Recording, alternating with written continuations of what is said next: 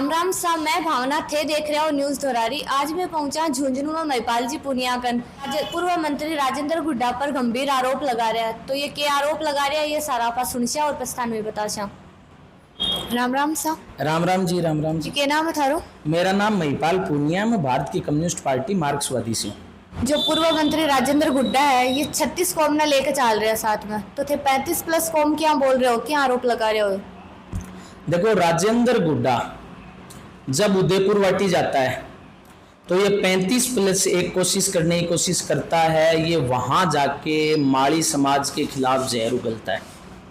जब यही राजेंद्र गुड्डा बाड़ी में जाता है गिरिराज मलिंगा के समर्थन में, तो वहां पे ये वाल्मीकि समाज के खिलाफ खड़ा हो जाता है और वाल्मीकि समाज के अय्यन को, उसके परिवार को धमकाने की कोशिश करता है। ये वही राजेंद्र गुड्डा है, जब ये विधायक नहीं बना था, ये अपनी हवेली और अपनी कोठी के सामने से दलितों को चप्पल पहन के नहीं निकलने देता था। आप जाइए इसके गांव में और इस सच का पता कीजिए। अगर ये झूठ मिल जाए तो हम लोग राजनीति छोड़ देंगे।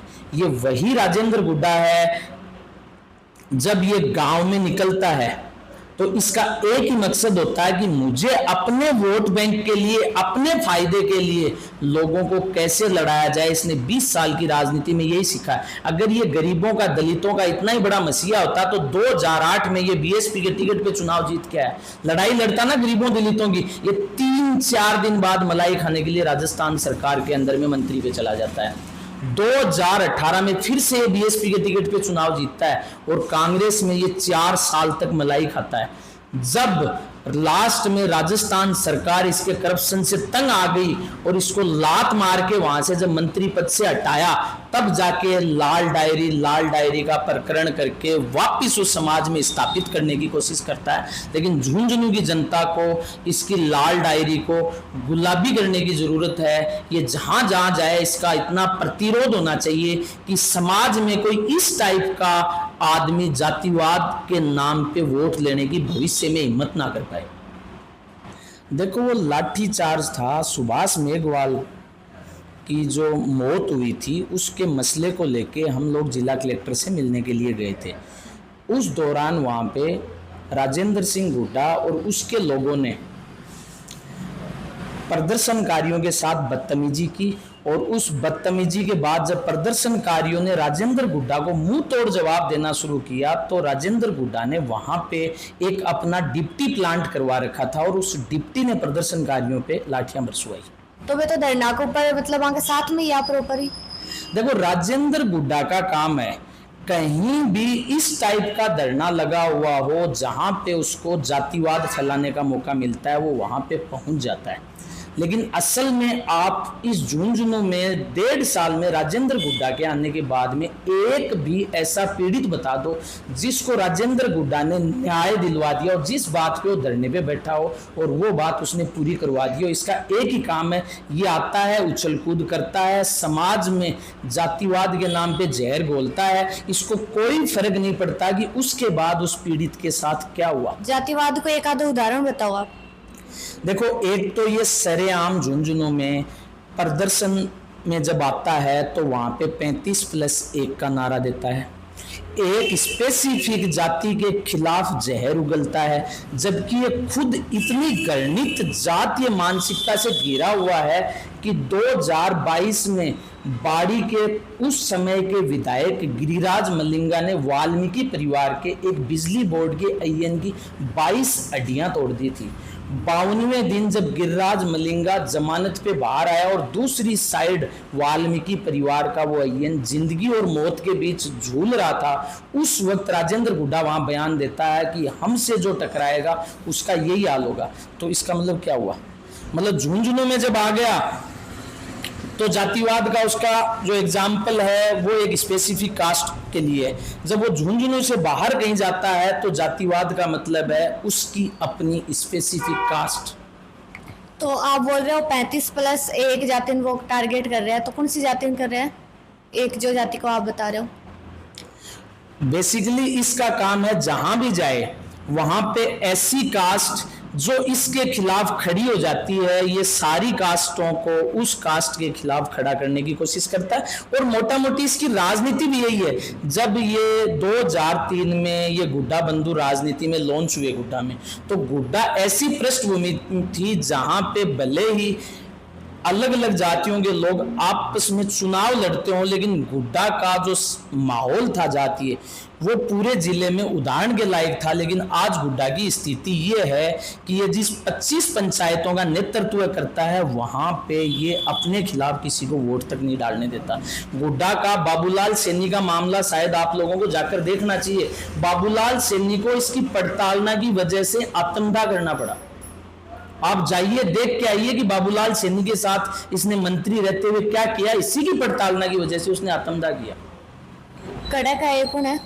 बाबूलाल सैनी उदयपुरवाटी विधानसभा के एक व्यक्ति थे जिन्होंने अपना मकान बना रहा था। राजेंद्र गुड्डा ने इसके मकान को तोड़ने का प्रयास किया, इसको प्रशासन से धमकियां दिलाई, केस इस पे करने की कोशिश की। और एक स्थिति ये आई कि बाबूलाल सैनी अपनी पूरी जिंदगी की जो कमाई है वो इस प्रशासन के सामने आर बैठा, और आखिरकार उसने पुलिस प्रशासन के सामने राजेंद्र गुड्डा से तंग आकर आत्मदाह कर लिया। आपको जाना चाहिए उदयपुरवाटी, और आपको देखना चाहिए कि बाबूलाल प्रकरण में क्या हुआ था। हाँ, लग रहा है कि राजेंद्र गुड्डा जातिवाद कर रहे हैं, तो इस चीज का समाधान क्या है?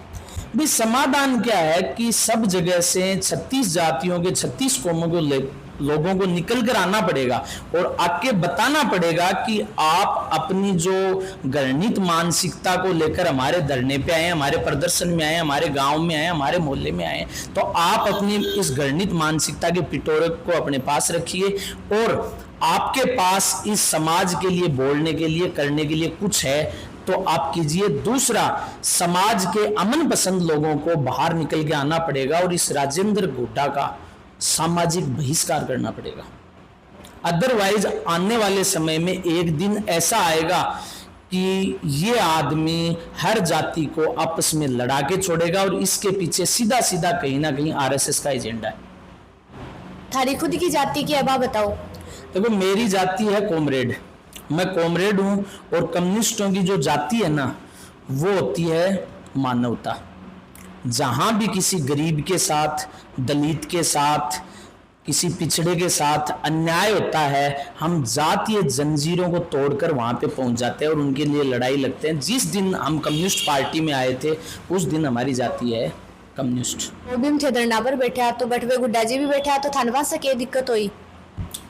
असल में क्या है, जब हम लोग धरने पे बैठे थे तो सब लोगों की वहां एक राय थी, और मैंने मेरे स्पीच में भी ये कहा कि ये धरना किसी जाति विशेष के खिलाफ नहीं है, ये धरना किसी व्यक्ति विशेष के खिलाफ नहीं है, ये धरना इस बात के लिए है कि सुभाष मेघवाल को कैसे न्याय मिले, सुभाष मेघवाल का जो घर उजड़ गया वो कैसे बच पाए, सुभाष मेघवाल के जो बच्चे हैं उनको कैसे संबल मिल पाए, इस बात को लेके था। लेकिन गुड्डा और उसके लोग बार बार धरने को एक दिशा में मोड़ने की कोशिश कर रहे थे, तो वहां पे हम लोगों ने इसको ये बताया कि आपको अगर किसी विशेष आदमी से एलर्जी है या आपको लगता है कि ये अपराधी है, तो उसका नाम लीजिए, पूरे समाज के खिलाफ आप जहर मत घोलिए। तय हुआ कि हम लोग कलेक्टर को ज्ञापन देने के लिए जाएंगे। ये सबसे पहले उस प्रदर्शन को तोड़ने के लिए रोडवेज डिपो के तिराहे पे बैठ गया। वहां पे इसका एक आदमी व्यक्ति विशेष के खिलाफ वहां पे बकवास करने लग गया। कुछ लोग आए, उसको समझाया, वहां से उठाया, हम लेके इसको गए, भगत सिंह सर्किल तक पहुंचे। भगत सिंह सर्किल पे पहुंचने के बाद में इन आदमियों ने फिर से बकवास करने की कोशिश करी, ताकि जो प्रदर्शनकारी यहां आए हैं वो इनकी बकवासबाजी से चले जाएं। लोगों ने इसको वहां से समझाया, कोर्ट पे इसको लेके गए। मसला ये था कि कोर्ट पे जाएंगे और शांति से बैठेंगे और एक प्रतिनिधि मंडल ज्ञापन देने के लिए जाएगा। अब इस आदमी की हमेशा नीयत क्या रहती है, ये कभी भी पीड़ित को न्याय दिलाने के लिए जो प्रतिनिधि मंडल जाता है उसमें नहीं जाता, यानी ये वार्ता के लिए कभी नहीं जाता।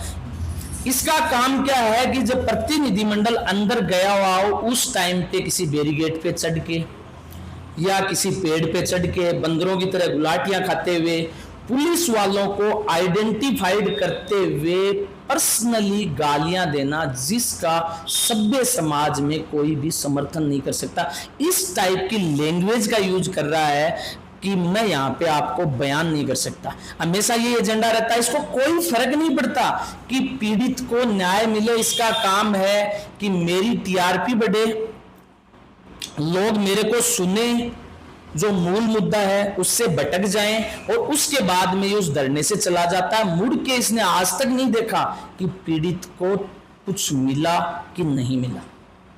झुंझुनू का विधायक भांबू जी भी आया हा, वे सुलह करवाई और कुछ मतलब वहां से जो बड़ी हुई आर्थिक सहायता भी करी भी पथारों के खेण में।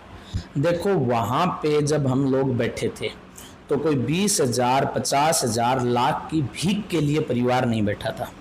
परिवार की आर्थिक मांग को लेके भी कुछ जायज मांगे थी। अगर वहां पे झुंझुनू विधायक आकर परिवार को मुख्यमंत्री राहत कोष से कोई स्पेसिफिक पैकेज दिलाने की कोशिश करते तो बात होती। वहां पे 20,000, 50,000 की एक भिखारियों की तरह घोषणा करके चले गए। उस घोषणा से मुझे नहीं लगता कि परिवार को कोई आर्थिक संबल मिलेगा। धरनों बिना किसी सहायता का या फिर क्या मतलब समाप्त हो और परिवार वालों की मांगा क्या मान ली? असल में क्या है कि जिस दिन मांगे मानी गई उस दिन साथी सुभाष मेघवाल के शव को मोर्चरी में रखे हुए लगभग 100 घंटे हो गए थे। पुलिस प्रशासन के तमाम अधिकारी परिवार को मुकदमे में फंसाने की, एफआईआर दर्ज करने की, और यहाँ तक झुंझुनू का प्रभारी मंत्री तक फोन करके परिवार को धमकी दे रहा था। पीड़ित परिवार था, 4 दिन से उनका बेटा की लाश वो मोर्चरी में पड़ी थी, तो परिवार इस मेंटली स्ट्रेस में था कि क्या सही है और क्या गलत है वो समझ नहीं पाया, और शायद कहीं ना कहीं इस प्रशासनिक डर की वजह से उन्होंने प्रशासन की मांगे मान ली, या हो सकता है इन्होंने उस पर भी जबरदस्ती साइन करवाया। मारण्या कुण हा कठा कहा के प्रकरण हो अभी तक या समझ कौन बैठी कोई का? देखो ये जांच का विषय है।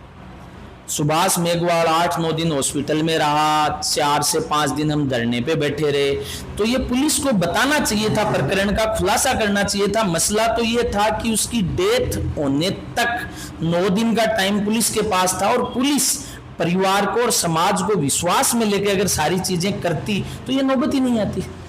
तो कहीं ना कहीं ये प्रशासनिक फेलियर था। जो मुजरिम हा वे गिरफ्तार होया या नहीं होया?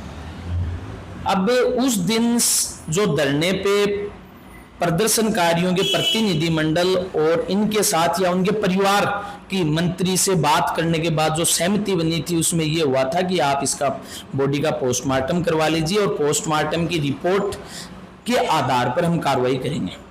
और मेरे ध्यान में अभी तक पोस्टमार्टम की रिपोर्ट नहीं आई है। तारी हुई को नहीं हुई बातों में?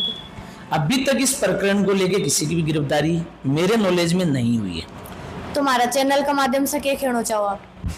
आपके चैनल के माध्यम से मैं ये कहना चाहता हूं कि ये झुंझुनू की वो धरा है जिसमें आजादी से पहले यहाँ के लोगों ने सामंतों से लड़ाइयाँ लड़के और अपनी जोत का अधिकार ले लिया था। यानी यहाँ की जनता बहुत सजग थी, लेकिन आज के दौर में कुछ टुच्चे से नेता जनता के बीच में आके जातिवाद के नाम पे इतनी गहरी खाई खोद देते हैं कि उसको पाट पाना दशकों तक संभव नहीं हो पाएगा। इसलिए झुंझुनू की जनता और झुंझुनू का नौजवान, ये जो जातीय महासभाएं हैं जो रोज समाज में जातिवाद का जहर घोलती हैं, इनसे दूर रहें।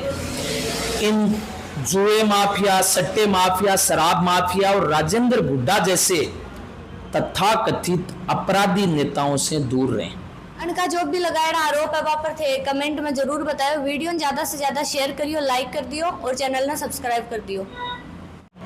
मिलांगा अगली कोई खबर का स्वागत, जब तक के लिए राम राम।